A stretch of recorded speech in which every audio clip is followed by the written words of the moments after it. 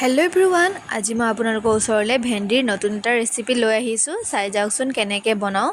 আপোনালোকেও চাগে এই ৰেচিপিটো খাই চোৱা নাই, নে খাই পাইছে যদিও কমেণ্ট কৰিব।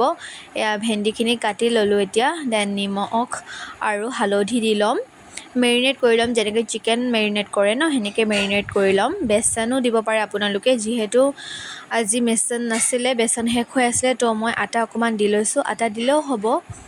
তাৰপিছতে ৰেড চিলি আপোনালোকে যি মছলা আছে সেইবোৰ দিব পাৰে। আমাৰ ঘৰত মানে আজি শেষ হৈ আছিলে, তো দিয়া নহ'ল একোৱে, জাষ্ট চিম্পলকৈ মছলাবোৰ দিলোঁ। আৰু আদা নহৰু পেষ্টটো দি লৈছিলোঁ লাষ্টত, আৰু জিৰা পাউডাৰ অকণমান দি লৈছিলোঁ, সেয়া দেখুওৱা নহ'ল বাৰু। এয়া এনেকৈ ফ্ৰাই কৰি ল'ম এতিয়া, অকণমান ৰেড হ'বলৈ দিব। এয়া পিঁয়াজ আৰু বিলাহী কাটি ল'লোঁ। এয়া বিলাহী পেষ্টখিনি দি ল'লোঁ দেই। এনেকৈ ভেন্দিখিনি ফ্ৰাই কৰি ল'ব, মানে ৰেড হোৱাকৈ। তাৰপিছত এয়া সৰিয়হও দিম। সৰিয়হখিনি এনেকৈ পিচি লৈছোঁ। ময়ো আজি ফাৰ্ষ্ট টাইম ট্ৰাই কৰিম, তো আপোনালোকে এনেকৈ ট্ৰাই কৰি চাবচোন। বহুত বেছি টেষ্টি হৈছিলে বাৰু দেই। এয়া এনেকৈ দি ল'লোঁ, সৰিয়হখিনিও দি ল'লোঁ বিলাহী দিয়াৰ পাছতেই।